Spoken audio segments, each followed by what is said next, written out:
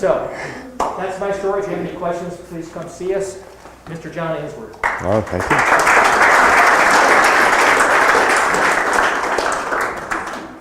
you. Yes. Are you doing a moral talk this month? Am I doing a what? Yes. That's this. Okay. Absolutely. I'm just about to introduce that. So yeah, for about a year and a half now, whenever I've been able to be here on open house night, which is just about every time, I've done a little warm-up talk for the main speaker, but I'm the main speaker, so I'm gonna have to warm up for myself here. So tonight's warm-up, little astro update, it's actually 2 mini talks in one. And both are on the same theme. We're going to test the limits of science. And the first one, if the clicker will click, is the best to date long-range test of general relativity. Yeah, we like relativity. We like what Einstein did.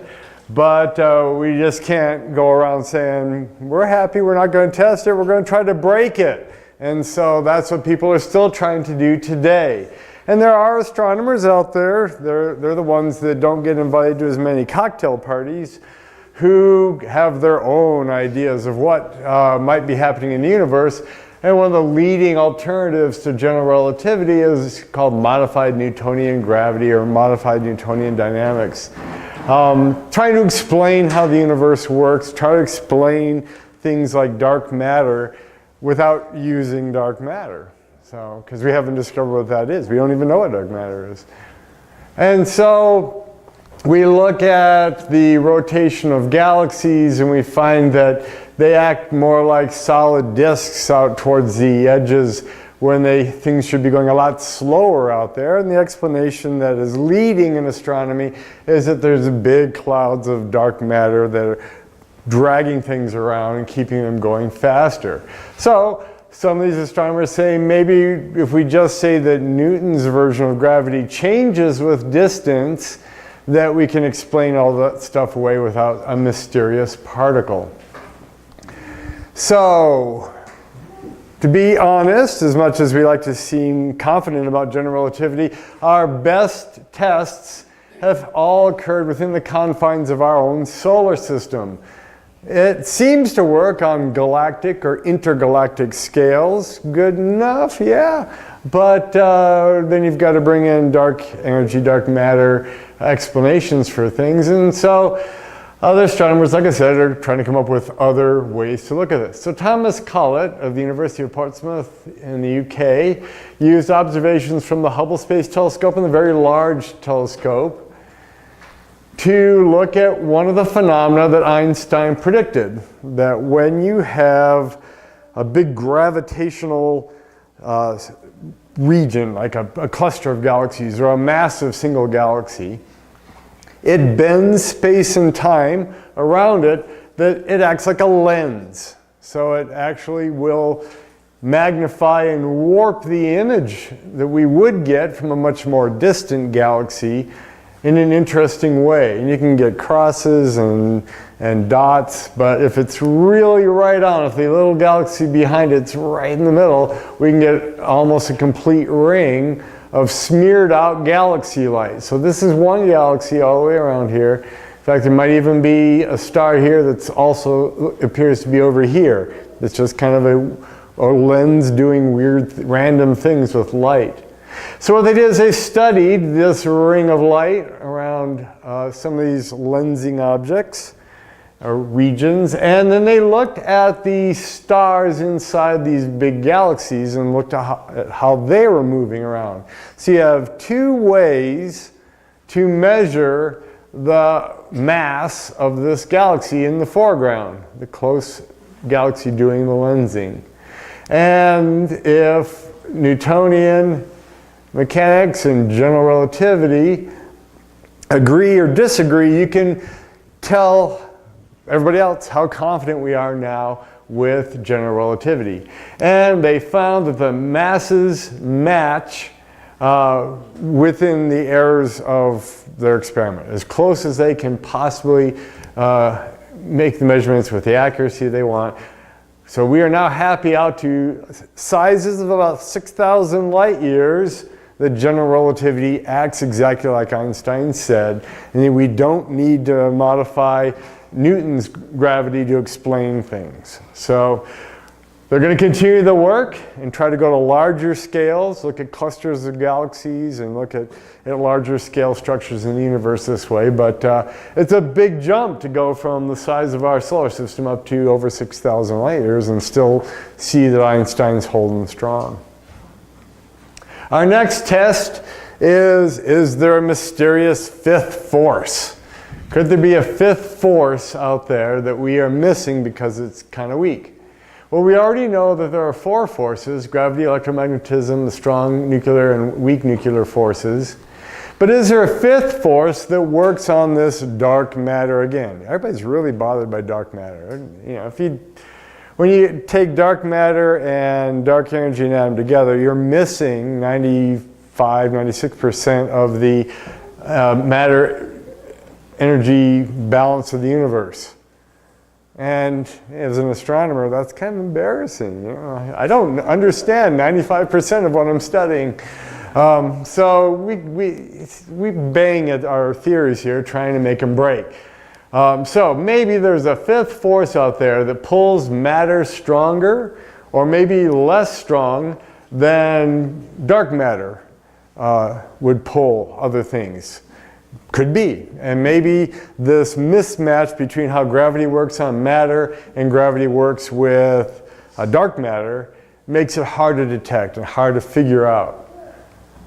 So, using clever observations, all right, let's not do that, computer.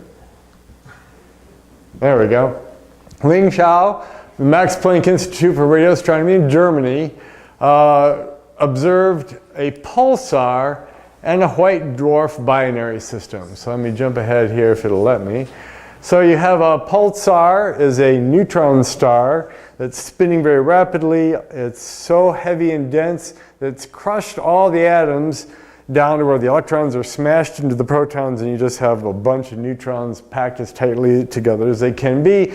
Very strong magnetic field, has jets out the magnetic north and south poles that beam around out in space as it rotates, and that can be many times a second.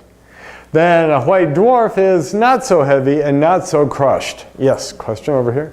I was going to ask if dark matter is part of how black holes are formed, since black holes are dark. Black holes are dark because the escape velocity at their surface, at the event horizon, where events stop being visible to us, is greater than the speed of light, or at the speed of light. And also time stops. So you have a couple reasons that are kind of linked together. And so dark matter probably is involved in black holes, because it's matter, if it exists. But it's not, they're not necessary. Most black holes are mostly matter jammed together.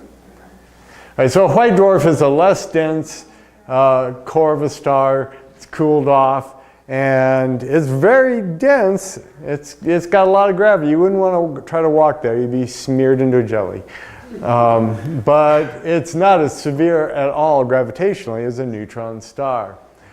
So the system is about 3,800 light years away from Earth towards the galactic center. And we believe that there's going to be more and more dark matter towards the center of the galaxy, because that's downhill in the galaxy. So the idea is that powerful gravitational force around the neutron star would make the dark matter interactions more pronounced. A stronger interaction would be occurring with gravity there.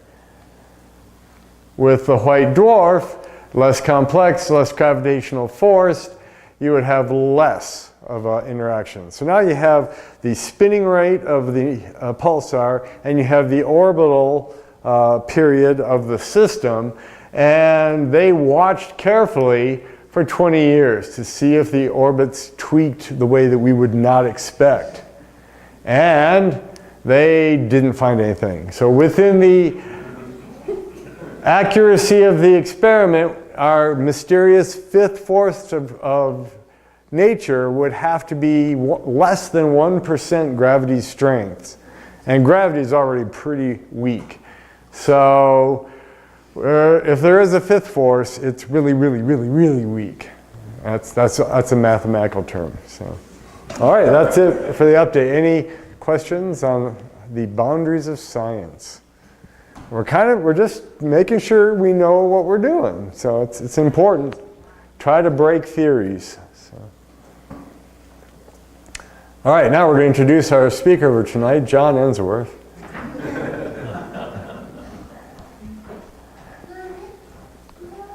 And we're going to take you on an interesting trip into science fiction tonight. Speculative fiction, maybe. But this is a thought experiment that lets us play around with really, really big numbers. And you're going to see some of the biggest numbers you've ever heard of tonight. And we're going to get to look at least name, the biggest meaningful number in human experience. I'm going to read some big chunks here too, because I'm going to give you little pieces of the story that are important, and kind of show how this thought of experiment on very large numbers leads into lots of other areas of the philosophy of science and some of the practical problems in even computer science and philosophy. So you got a good little ride coming here. And I want to do special thanks to the Stuff to Blow Your Mind podcast. This is part of the How Stuff Works podcast network. There's a bunch of podcasts they put out daily, weekly, and like that. And I strongly recommend that you just pick one of them and enjoy. So what is this Library of Babel? Well, it's a short story. This is by Georges Louis Borges. In a collection of short stories called The Garden of Forking Paths, and this was published way back in 1941. How does that matter to computer science today? Well, we'll see. He was an Argentinian author, born in 1899, and he died in 1986. He became famous for his short stories and poetry. Early in life, he was a librarian in a little small, quaint library in 1938. Some political upheaval happened in Argentina, and the government told everybody what they were going to do for a career, and he was forced to be a poultry inspector, which he hated desperately. But eventually, things like coups occur and governments change, and he was kind of ironically put in charge of the Argentine National Library in 1955, so he went to the other extreme. He kind of liked libraries, so you can see where this comes from. The Library of Babel is more of a world-building thought experiment, like I said before. It doesn't have a strong plot. It just kind of puts out these interesting ideas that let you start exploring large numbers. So there's an artist picture. So many people have been enamored by this thought experiment. There's a lot of artwork on the internet. You'll see some of the pictures I've just grabbed out there as we go. Here's an artist's conception of what a little teeny piece of the library would look like, with the spiral staircases and like that. I don't know how you'd ever find the roof, but we'll get to that. And let's do a quote from, okay, you're being a bad computer here. Let me shut down Sky Safari Pro too, because I was entertaining everybody with that earlier, but I don't want it to drag the show down.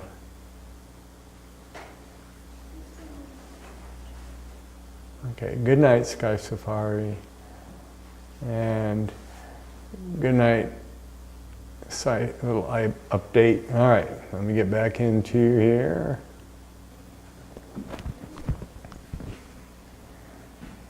See if that makes it a little more responsive here. It's thinking about it. It's a Mac. There we go. So this is a two-slide quote just to give you an idea of the setting here.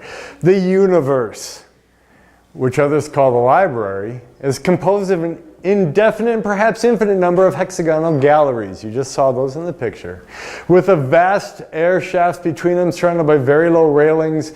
From any of the hexagons one can see interminably the upper and lower floors. The distribution of the galleries is invariable. 20 shelves, 5 long shelves per side cover all the sides except 2. Their height, which is the distance from the floor to the ceiling, scarcely exceeds that of a normal librarian. One of the free sides leads to a narrow hallway, which opens onto another gallery, identical to the first, and to all the rest. Go forward here. To the left and to the right of the hallway, there are 2 very small closets. In the first one may sleep standing up. You got to sleep someplace. And in the other, to satisfy one's fecal necessities. Oh my goodness. Also, there here passes a spiral stairway which sinks abysmally and soars upwards to remote distances. In the hallway, there is a mirror which faithfully duplicates all appearances. Men usually infer from this mirror that the library is not infinite. If it were, why this illusionary duplication?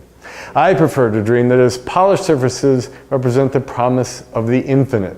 So here again is the library with the air shafts, and there's one of the rooms. There's the bookshelves, here's the hallway going into the next. I don't see the closets, but I guess we don't need to see the closets.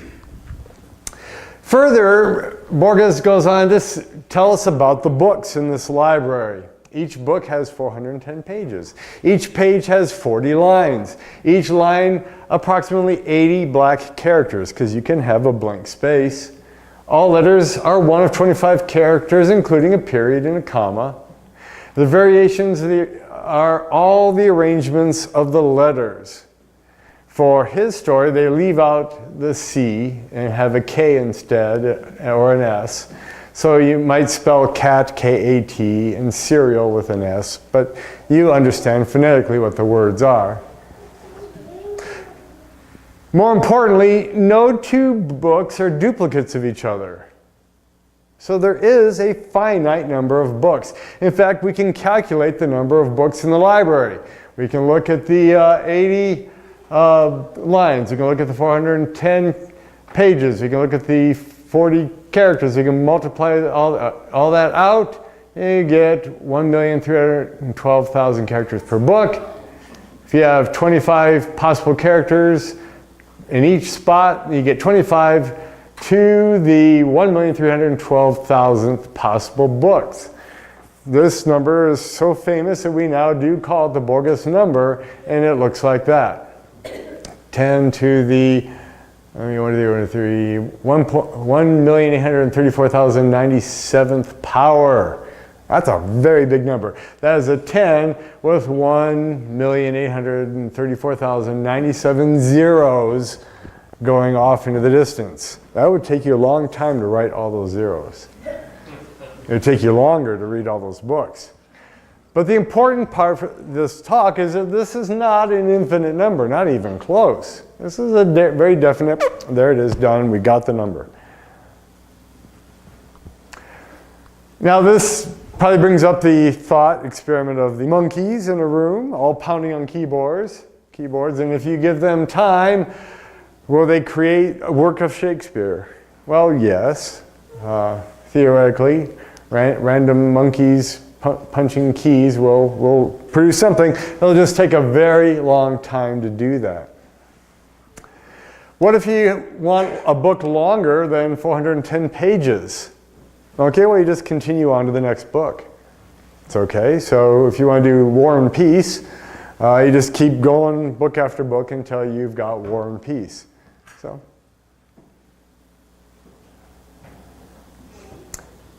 But in the books in the library, there is every other version of book that you can imagine, because every combination of characters, every combination of words that characters make are here. So someplace there's a screenplay of Star Wars where Wookiees are all called cookies.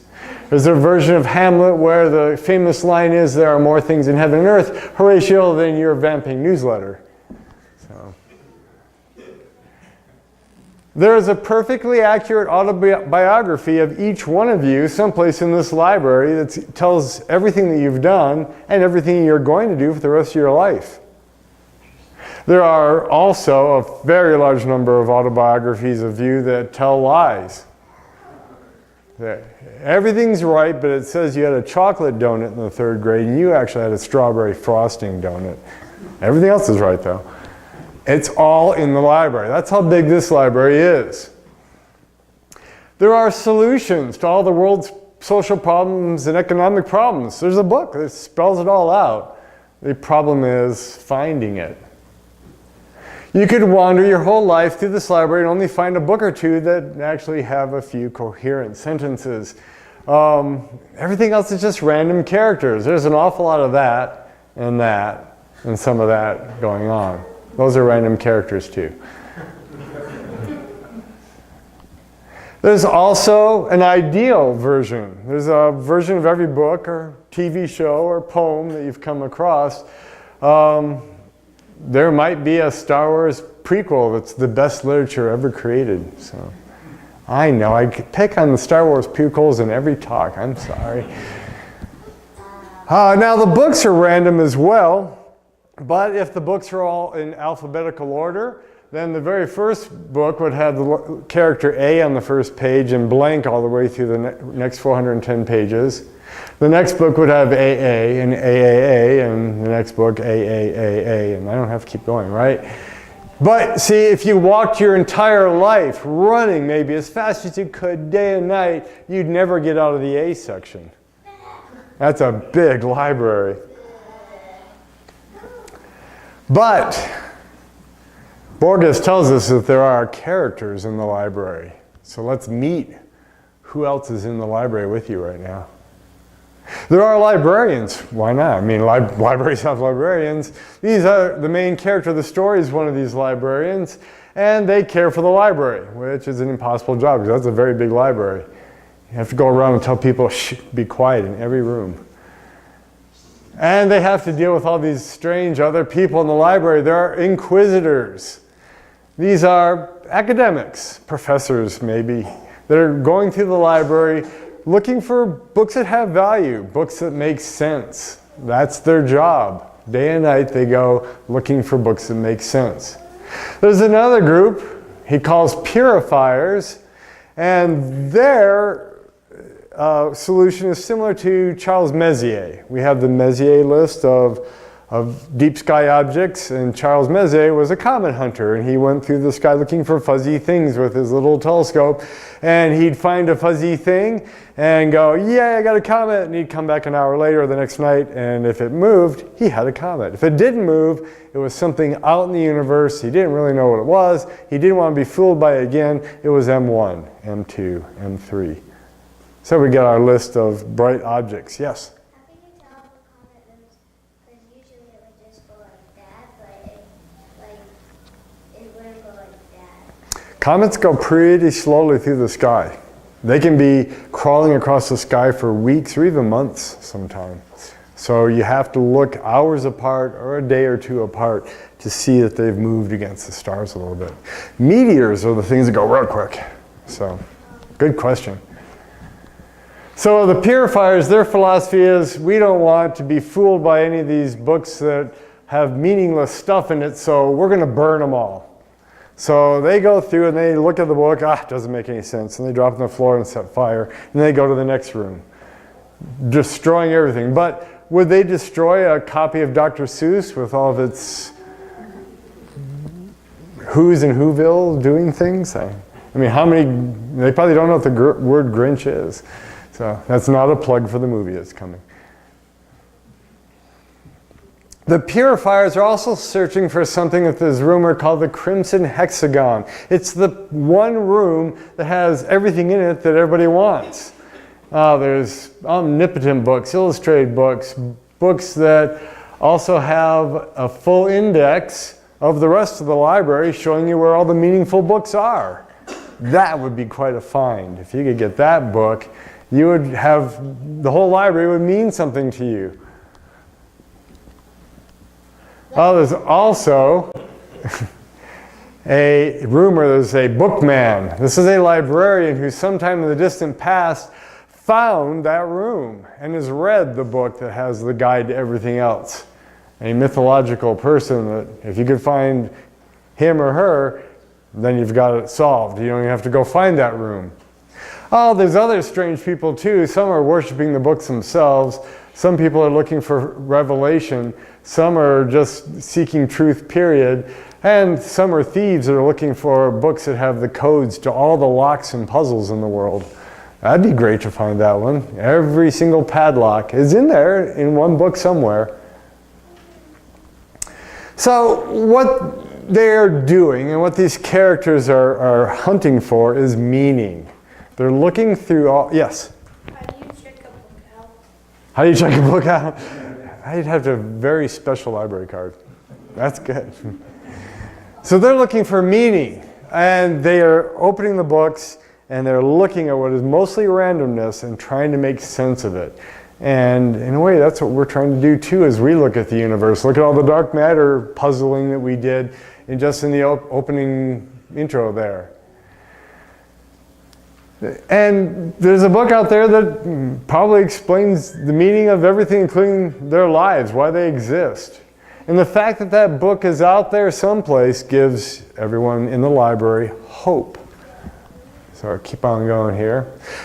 Second quote from the short story. It was natural, this inordinate hope was followed by an excessive depression, the certitude that some shelf and some hexagon held precious books, and these precious books were inaccessible, seemed almost intolerable. A blasphemous sect suggested that the searchers should cease and that all men should jiggle letters and symbols until they constructed by an improbable gift of chance these canonical books. So you would put all the letters on a little die and roll the die and get an A and a T and a C. Oh, C's are not allowed. The authorities are obliged to issue severe orders. The sect disappeared, but in my childhood I've seen old men who, for long periods of time, would hide in the latrines with some metal discs and a forbidden dice cup and feebly mimic the divine disorder. I don't know what he has about restrooms. He just has to keep going back to restrooms in the story. So, going back to the numbers here, in the Library of Babel, somewhere there is one blank book. Somewhere there's just a book of L's and nothing else. The vast majority are gibberish. Gibberish? Gibberish. Again, there's a bogus number of books in the library. But looking at the universe, how many neutrons, electrons, and protons do we have if we all add them up? It's 10 to the 86. That's a lot smaller than the number of books in the library. So this library cannot fit in our universe. It's not infinite, but it's a lot bigger than our universe. So, going back to information though, information and content can be infinite, especially if the books refer back to each other. But we can't have an infinite book, one that spans all the others. So we're constrained still, short of infinite, but up at a very large number. And these folks rolling the dice are doing what a monkey on a computer would do, is getting random characters, hoping that sense comes out of it eventually. But just to get a fraction of a meaningful book, we can do the math and see that it would take many, many times the age of the universe to correctly even create a few chapters in order. But somehow this library thought experiment that the book already exists out there somewhere, even if it's beyond the confines of this universe, seems to change everything. But that is a feeling of change, because it's the same problem. Whether you're getting one letter at a time or walking one room to the next, it's the same problem. So how can we use this library in science and the philosophy of science? The library is a metaphor of the cosmos, the ordered universe that we look at. We have a Big Bang theory that gives us this big universe with stuff spread out all over the place. And the anthropic principle is the concept that, well, the universe is the way it is, that we can exist here because we're here to be able to exist it, to be able to observe it and think about it. So it's special because we're here to see that it's special, which is a circular argument, and scientists are not comfortable with that. That's not a good science-y feel. But in a way, isn't the crimson hexagon that maybe what we are? We are the spot in the universe. We haven't found life elsewhere yet. Are we the spot in the universe where everything came together right? And we make poetry and movies and Star Wars sequels and things like that. But the underlying idea of science is that we're not the crimson hexagon. We're not the special spot. The universe is homogeneous and isotropic. When you look out there, you should see the same stuff every place else. We should eventually find life someplace else. And hence, there's a lot of people looking for it. So it's a weird little game that we play, bouncing kind of along the edge of science again in our understanding of the universe. One of the ideas here is that the characters in the library can't get out of the library. It's really too big. They can go for their entire life in any direction and not find the edge. And we're in the universe and part of it too, and trying to understand it. In a way, we're looking for the bookman, or we're looking for the crimson hexagon in science, trying to piece it all together. And one of the arguments in how you approach science then is to just break things down to their smallest pieces and then build theories up from it. And it's been a very successful approach called reductionism. That we can understand the reality if we understand the forces and particles and laws and go from there. But in the library here, we can understand the characters. We can understand how the books are constructed. We can even calculate how many books there are, but still not find that book that has all the meaning in it that we want. So what's going on here? How do we solve this? Well, Plato took a attempt at it. He had his idea of ideal forms, that someplace out there, even if it's only an abstract concept, there is a perfect cat. If you don't like cats, then there is no perfect cat. So my daughter loves cats. We have 2 at home. She went, "Oh, that's mean." So these are imperfect cats, but to her, they're still cute. So his idea is that there's an ideal form of everything somewhere beyond our grasp, maybe in another realm, but it's out there. And in the library, there is an ideal form of every book. It's out there someplace.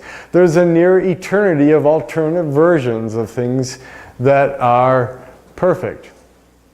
Another big question out there, and this is going into computer science and science itself, is there are some methods that we have to check an answer in math and computer science and physics. And there are methods we develop to create answers that we want. But the question out there is there always an easy way to check an answer and generate the answer, even if you haven't found it, even if it takes 10 more centuries of scientific and mathematical development to come to it? Is there ultimately always a checkable and generatable answer that doesn't take, for one of them, an exponential or ridiculously impractical amount of time? So, similarly, in the library, is there a way to find the book that you want? And you can verify the book you want by opening it up and reading it, but can you find the book running through the hallways? Well, no, is what it looks like. Not if it's random and there's no key to finding things. So there's actually an award out there. I don't remember if it's $1 million or $10 million or something. If someone can prove the N equals NP problem, you can become really rich. So. But the library doesn't have to be big in size. It can be big in time.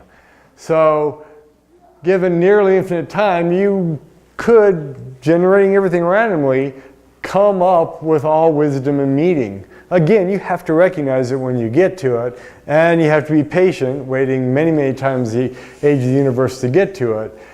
But you can stack this library off into the future if you want. So you can take the book Dune, for example, or Life on Earth. All we have is the original version in both cases. Could we even recognize a better version of Dune? Or would we recognize a better version of this universe or a better version of biology if we saw it? Or would it just be foreign and we wouldn't know what we're looking at? So this takes us to biology itself, which is a big mathematical problem. DENNETT has a couple books that plays with this idea, and it actually goes back to the Library of Babel, Darwin's Dangerous Idea, and Intuition, Pumps, and Other Tools for Thinking. To paraphrase a quote, the actual genomes that have ever existed are a vanishingly small subset of all the recombinations that are possible genomes, DNA, make up your cell and cells of living things. Just as the set of books that exist in the world's libraries are a vanishingly small subset of the books found in the Library of Babel. So we now have another way to go here. The library also contains all possible genomes. Every DNA strand you can possibly imagine is in these books. And these are just using the letters A, G, C, and T. So that's simpler. You don't have a whole alphabet to play with here. And these are adenine, guanine, I should have practiced my pronunciation, cytosine and thymine. And it would take about 3,000 of these 410-page books in the library to write out your DNA, your genome code. So 3,000 books. It's going to be a number of these hexagonal rooms to add up to just you. Yes? Some of the hexagon rooms, is there like a hole down there? Yep, there's a stairway that goes down to the next floor and up to the next. Yep. Can you go up to like a different room? Absolutely. If you jump like down it, will it just be infinite? That is a good question. Yeah, you would just keep falling. They should probably put some safety nets in this library. Or trampolines, that would be fun. An infinite bounce house. Give fly high stuff to run for us. That's right. So what we have with is the Library of Mendel, and a geneticist, Gregory Mendel, gets his name put to this. The Library of Mendel is just a library, yeah. If there actually was a Library of Babel, Mm-hmm. and we would be able to get to it, Mm-hmm. like in this universe, somehow if it fit, what do you think life would be the same because you couldn't get in there and find your book and then come back out, because it would take too long? Right. Would life be the same? Well, human lifetime of 100 years, you wouldn't even make a tiny, tiny scratch on the size of this thing. Yep. It's so large that you would not make even a measurable percentage. If you went in a straight line as fast as you could, and on the 100th birthday, you're about, oh, I'm too old to do this anymore, you grab a book, it's just probably going to be random. Nothing. So, yeah, it's a big book, big library. A bunch of H's, yeah. That would be disappointing. The H's at the end of life. That's my new autobiography. So, yes? Is, like, how big was probably, like, the library itself? Many, many, many, many times the size of the universe. But we're actually going to play with some of these numbers at the end. So I'm going to get to real numbers and... Yeah. I got a different surprise. All right, so when the purifiers come to the Library of Mendel books that just has A's, C's, G's, and T's, they probably would burn them, right? It's just meaninglessness. But maybe they're burning the DNA strand of a fungus that could cure cancer or something like that. So they wouldn't know. It doesn't have vowels, it doesn't have spaces, it must be meaningless. So how do you know the significance of a book? What if it was written in a language you'd never seen? If you were a purifier, you probably would burn it. So here's one of the Library of Mendel books. There's A's, G's, and C's, and T's. That's what it would look like. Well, you've got to build a DNA molecule of it and then hook it up for life. So the Library of Mendel would have all genomes that ever and will ever exist. It would contain all genomes and RNA that could ever exist. And nature that we have around us is a tiny, tiny, tiny subset of this Library of Mendel. Most of the DNA in this Library of Mendel would never work, of course. Most of the genomes here are permanently unviable. Got a lot of lag here. But then at the same time, if you found descriptions on how to build a building, most of them would not work. If you found food recipes, most of them would not taste good or maybe poison you. Maybe a cookbook in the Library of Babel would have sugar cookie recipes that are perfect, but the last ingredient is bug spray or gasoline. So it's all in there. It's all in the Library of Babel. So what we have here in the Library of Mendel, all the possible genomes, is what we call a universal design space, which is sort of like this big black background of a light bright. And where the pegs go, those are places where life actually would work. And most of this light bright thing is dark. Most of it doesn't work. But in this life design space, you would have all DNA, all bacteria, all DNA that creates apes, monkeys, and humans, all books about apes, all jokes about apes, and all movies about apes, whether they're good or bad. This connects information on all levels. Meaningfulness from DNA to bacteria up to jokes and movies, it's all in this combination of characters. So in looking at all of reality as a design space, you can go from DNA to society in one smooth flow. So you can go from just molecules up to RNA, DNA, to humans, to culture, to digital computers, to whatever we create that takes over the universe in self-replicating nanobots and artificial intelligence in the future. So we have everything historical and everything possible. We had a real President Clinton in the past. We could have had a President Goldwater.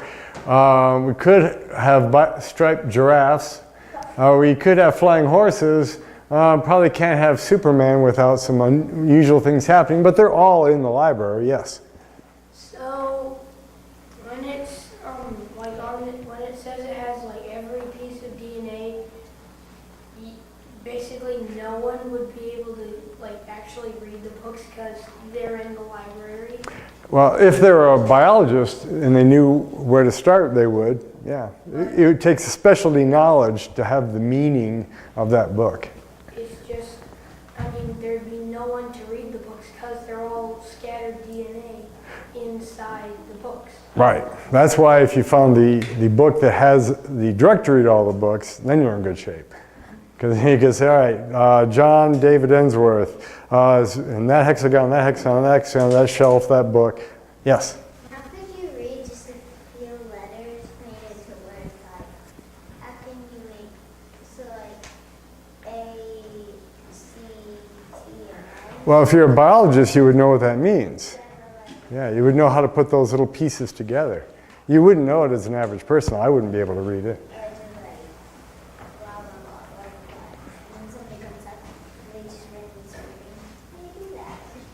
Yep, that's right.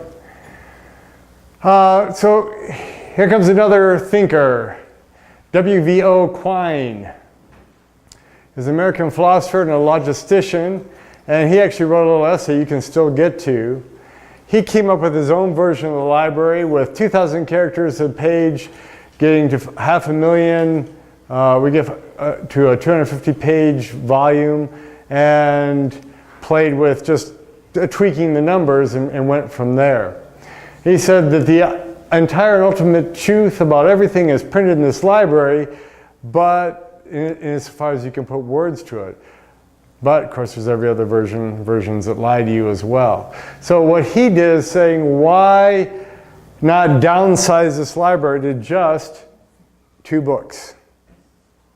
Instead of that giant number, you can do 2. You can have one book that has a dash, one that has a period. You can flip back and forth between the 2 books and get Morse code and get the letters that way. Now, this room here can be the Library of Babel. That's kind of nice.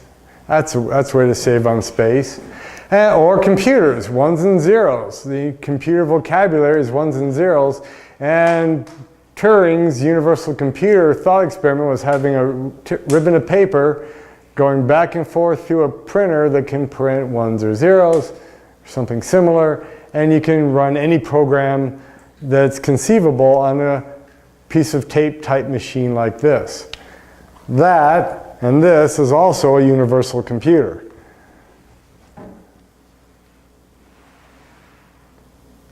So these books exist in the library, but they'll probably never be found by a librarian. In a binary version of the library with 1s and 0s going back and forth, they're not often a huge distance beyond the universe from you. Now they're just a great distance in time from you now. Just like I said earlier, given time, the monkeys will make everything. So we've exchanged size for distance and time.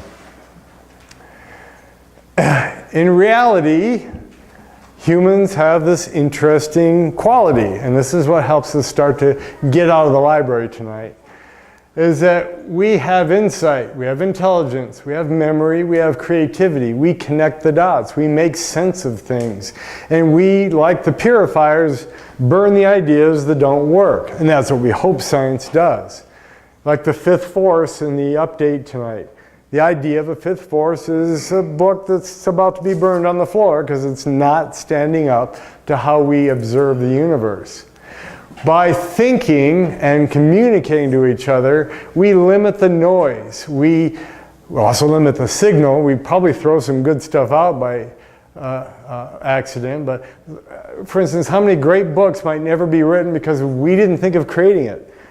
Maybe in an alternate universe, one of you wrote a much better version of Gone with the Wind. Like, I know, that's been out for a while though.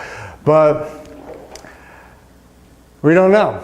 There just isn't time to do all the testing for us. And you still have the books you want to read today and may never get to. And there's books you may have written that you never will. We're kind of caught in very small space and very small time. But we cleverly use this linking of meaning to winnow through the ideas that the universe throws at us. Yes? How can you write a book then never read it? Other people would not be able to read it. So you would write the book or you never read the book, yeah. I thought it meant like you just like you Good clarification. You weren't you wrote the book. No, that's true. No, that wouldn't work. So if the universe contains all possible information, like the entire library, is that different from the universe that just contains noise or no information at all? Well, we seem to be squeezing meaning out of this universe around us. And in another interesting analogy, the internet is kind of like a little teeny piece of the Library of Babel. We've got great, good, fair, poor sources of information. I'm not going to say the current catchphrase. That will date the video, so look it up, kids. All right, so we've looked at the library. We've seen how big the library is. We've seen alternatives to the library. Let's compare the library to real numbers. Not imaginary numbers, but those are real too. All right, so starting off, there's a lot of big numbers we could have brought in here, but I'm going to start out with what's called the vacuum metastability. This is a theoretical end of the universe cause in which the universe energy is plotted here, and this is the bottom in the energy per volume of space the universe wants to be at, but we're in a false bottom over here, and someday the cooling, expanding universe might become shallow enough that we pop out and fall down to there, and everything is destroyed. So 10 to the 9th years, a 1 with 9 zeros after it. That's a big number. Another way the universe might end is in 10 to the 10 years, if dark energy keeps going and keeps going, it's more extreme possibility. Eventually, not only will galaxies be pulled apart, but the galaxy itself will be pulled apart by the expansion of the universe. Then eventually solar systems will be pulled apart, stars will be pulled apart, planets, rocks, atoms, the inside of atoms will be pulled apart into a big rip just by the expansion of space. So that is thought to maybe occur in 10 to the 10 years from now. The number of ones and zeros on your hard drive, on a typical hard drive right now, is 10 to the 13. So a 1 with 13 zeros after it. If you go to Best Buy right now, you're buying 10 to the 13th spots on your disk. The current national debt is 2 times 10 to the 13th dollars. The diameter of the universe in feet, because hey, we're in the United States and we didn't do the metric system in the 70s, is about 2.8 times 10 to the 27 feet. That's the diameter of the universe. So if you change that to meters, then you can take the number off in front. So 10 to the 27, a 1 with 27 zeros after it. Getting bigger. The number of atoms in the average adult body is 7 times 10 to the 27. The strength of the strong force compared to gravity at a unit distance is a whopping 10 to the 40. That makes understanding gravity in physics really hard because it's so unbelievably, ridiculously, fantastically, monstrously, insignificantly weak. That's a lot of words too. Number of particles in the universe is a 10 to the 86, or 1 with 86 zeros after it. Google, 10 to the 100, is a number coined in 1920 by Edward Kastner's 9-year-old nephew, Milton. And he came up with the word Google. Google intentionally stole the idea and changed it to the Google that you type every day for searching. Another way the universe might die is called heat death or entropy death. Everything expands, cools out, eventually black holes evaporate, and then protons fall apart, and that might be 10 to the 100, 10 to the 106 years from now. I'm really morbid, huh? I'm talking about the universe ending so much. The number of Planck volumes in the Hubble bubble. What is that? Well, the Hubble bubble is the very edge of the theoretically observed universe. It's bigger than the universe we can see. Light just hasn't had time to get here yet from any place further out. But the Hubble bubble is like the black hole of the universe itself. It's the edge of reality around us. If the big rip happens, it closes right down into you someday. No, not really, but. And Planck volumes are the theoretical tiniest volume of space that exists. If you observe smaller and smaller and smaller spaces, you have to use higher and higher and higher energies to do that. And once you get to the Planck volume size, your observation energy packet pops into a black hole for a moment and pops back out. So you can't go any further. You can't look at anything smaller in any theoretical way. And that's very tiny. 10 to the 186 Planck volumes in the observable theoretical universe. Yes? Isn't the star as big as an atom? Because I don't know how to No, much smaller than an atom. Yeah, makes atoms look as big as the universe, as a Planck volume. So if you add up how many Planck volumes existed from the Big Bang to the Big Rip, or could exist, you say how long does it take light to pass a Planck volume, and that's the smallest tick of time, the Planck time, 10 to the minus 43 seconds. So it's 10 to the 246. We're getting really ridiculously large. We're not up to the library yet though. The largest officially named number is the ducentillion. Take that to Trivial Pursuit night. Don't remember that. 10 to the 603rd. The Photo Gallery of Babel.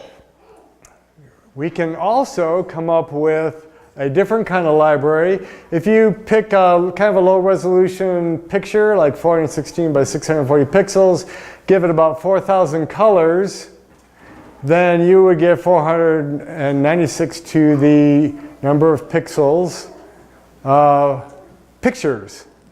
And in this library, 10 to the 961,755 pictures, you get all possible pictures ever.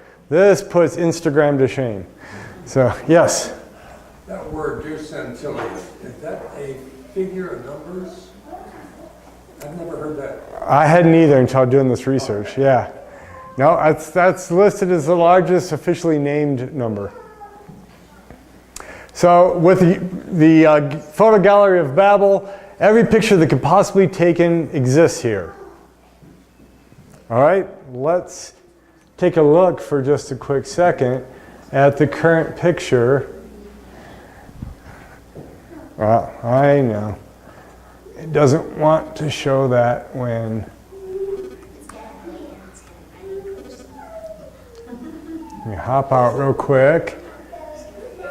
So here is some pictures from the Library of Babel going by right now. Most of them are kind of noise. This is a website? This is a website, yep. We're going to visit it in just a minute. So eventually, I mean, you could find a picture of you eventually in here. Some of these are, yeah, oh, I see like a little light color. Oh, nothing there. Oh, there's a dark patch right there. There's some light and dark little thing right there. Yep, but in this library is every picture of you from every instant, from the beginning of your birth to the end. Picture taken of you in every direction around you at every moment. At every distance from you through the universe all the way up to the surface of your skin. Every picture of everybody else, every picture of every rock, every picture of every other planet, every other place in the universe. All those pictures there in low resolution. Yes? Wouldn't it be every picture of every single like quark? Could be if you zoom in, sure. If you zoom in enough. It's got to be able to be imageable on this low resolution picture. All right, so there's the photo gallery of Babel. You can put it up and just let it go by while you're working. Who knows what you might see? All right, let's get back in almost to the end here tonight.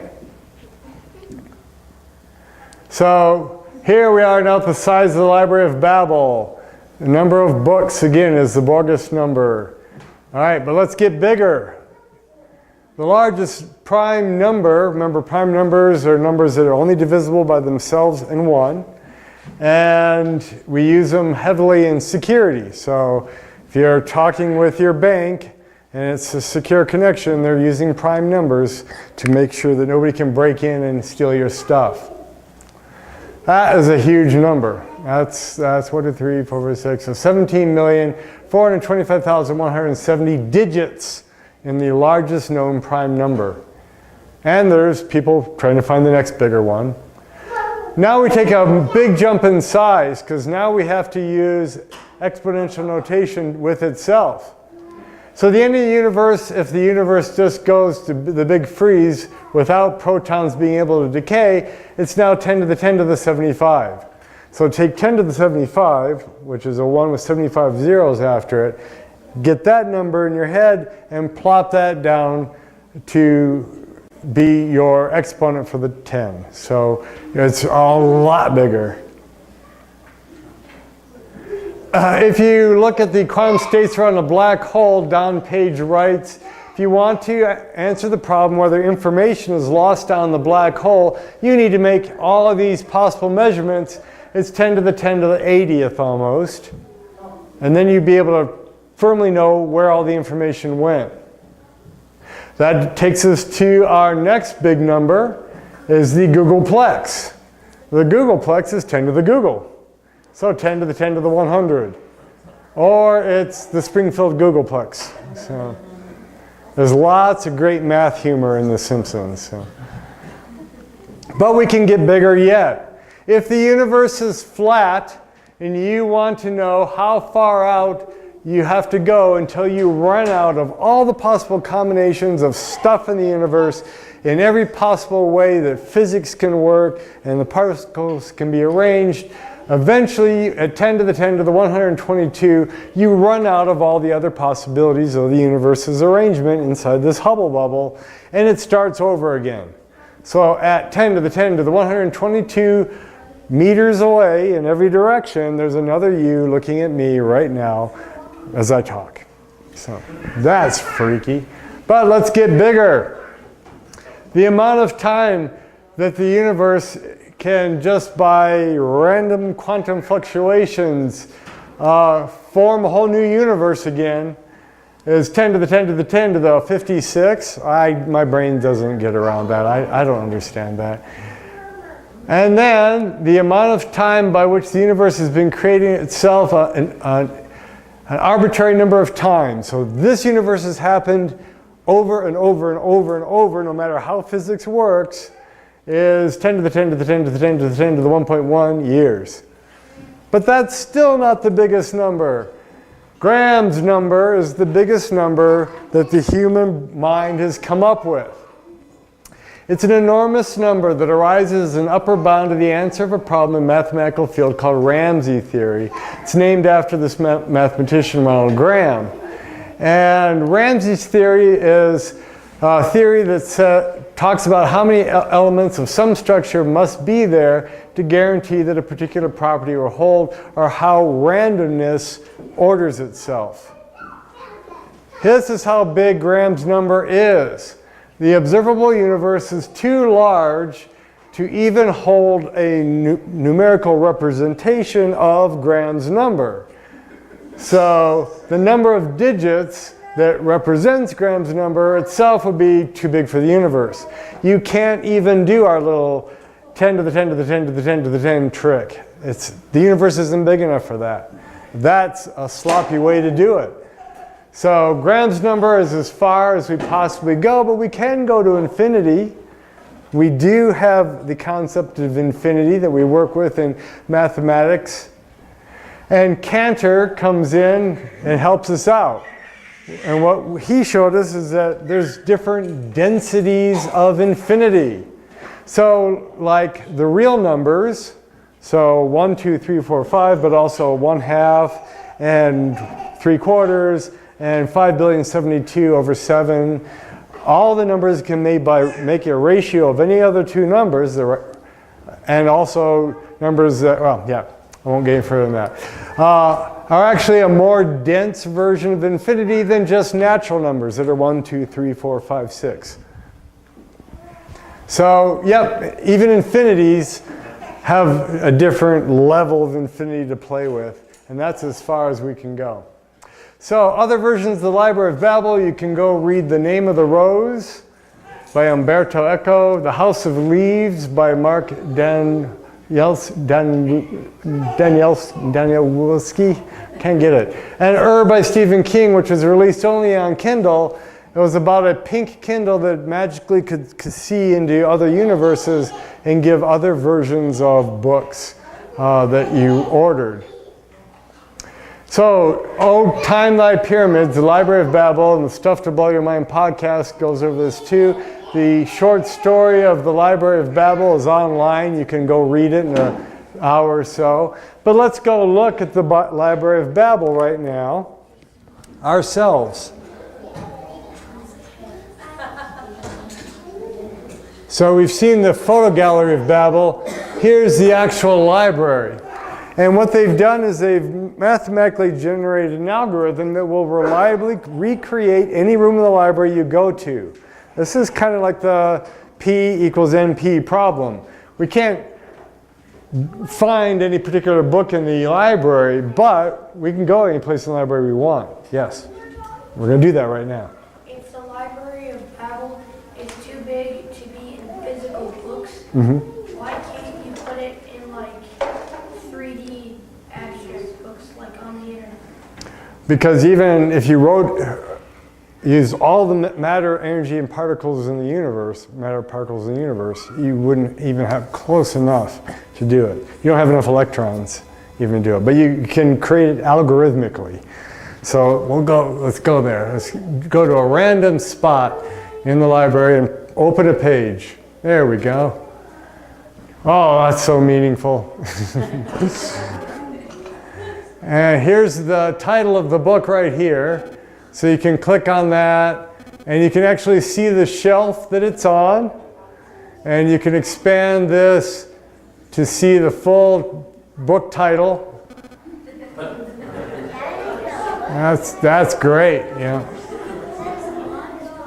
All right, so let's try. This time we'll be lucky. This time it'll be yeah, it's a random book. We're relying on a kind of a sleepy internet here, so it's working on it. There we go. It's another book. Yeah. Oh, good. And you can bookmark it and download it if you want. Okay. Well, we can do even better than this, though, because we can search for something specific. All right. So, biography of John Ensworth. If I could spell my name. Oh, there we go. So there's an exact match on page 40 of this book, and there it is. On one page is just my name, Biography of John Ensworth. Here's the book title of this on page 14. Among all this gobbledygook, it says Biography of John Ensworth. With random English words. Let's take a look in here. And then here's the title, Biography of John Ensworth. So I could open that up and read. I can know exactly what's going to happen. The internet is sleepier and sleepier. Oh, there we go. So ridiculing, antients, protuberance, suppressions, hunchback. Diverticulosis? I don't think so. So the library is here, Library of Babel.info. You can explore to your heart's content. And maybe you'll find something out there. You can also browse by books. You can go to the book you want to find. But I'll leave us looking at pictures from the picture book of Babel, and maybe something good will come up while you guys are asking questions. Infinite number of books with your name in it, or just? No, just those had it in those particular constraints. Yeah. Yes. If you go back to the Library of Babel tab and go to the page, not this one, but the search page we were just on. So and then you search in the biography of who we were just searching in. There actually are words that we can understand. Oh yeah, that one had words. Anybody else want a particular title? Star Wars? Okay. Star Wars. There we go. Oh, exactly. So there's a book titled JRFXOIIKBPWTZ, blah, blah, blah, blah, blah. Page 33 has Star Wars at the top. That's right before Lucas went actually writing. It's not John, that's John Williams. All right. With random characters here, random English words. George Lucas, thank you. Gosh, brain, too tired. So we've got borrowing kippers, areometry, billowiest, stunnings, caretaken, remoralizations, shimmery, durkos, cannulate. I don't know what these words. Yes. So, well, I kind of don't know how to verbalize this, because I don't think, so if, let's say I go home and I look this up, is it meant to be understood now? Because now people wouldn't, just any random person wouldn't be able to understand it. So who is it meant to be written on? Because nobody in this time period Right. could understand it. Right. That's the really problem of meaning, because it really requires context. And so maybe the context doesn't exist, but it will some time or some place else where something we're looking at, maybe that means something to somebody. Maybe that's someone's secure encryption code for their credit card today. I don't know that though. So, yeah, it's the deep philosophical direction that your brain starts going. So, wouldn't it be kind of disappointing to find out that you can't make out any sentence or Yeah. make that out? Right, and that's what he has in the book quote from the beginning, is that people would become despaired after a while. They kept looking at this and not finding anything. But that's where I said humanity does something a little different, is that we keep cycling back on ideas and passing them on, education, and looking at the universe and pulling in the stuff that sticks together. And we have built quite a lot of understanding, and iPhones and Twinkies and Disney Worlds, which we're going into in a month. So, oh, Disneyland. Okay. Another question. Oh, time? Okay. So, should we go ahead? Yes, thank you very much.